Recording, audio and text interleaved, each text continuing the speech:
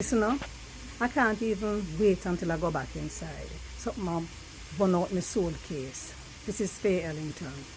It's about the Olympics, and it's about those athletes who are sitting in their homes or in their cars or on the beach or visiting friends and family. Those people who are saying so many unkind things about these hard working athletes. And I don't care from where them come. I don't care which country they are representing. We are so unkind. Many of us could not do anything, a hundredth of what, a thousandth of what these people are doing. But we decide to get up on our high horse and tear down and revile and disgrace. We don't know what these people go through. We don't know what they have been going through or for many years.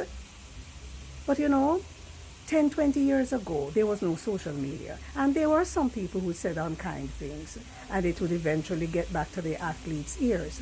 But now with social media, it is as if everybody is on this devilish quest to show how disgusting they can be, how harsh they can be, how evil they can be to tear another human being down.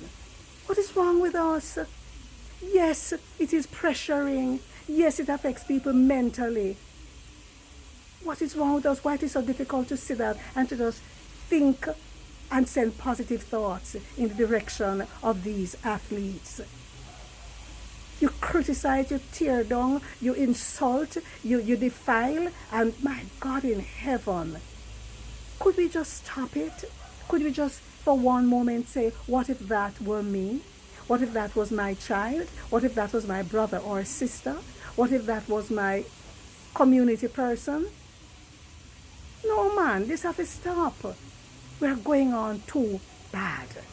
So I don't care which athlete it is. If an athlete says, look here, me feel pressured, or didn't perform the way we expected them to perform, or they expected that they would have performed, we're supposed to encourage them, lift them up, not tear them down.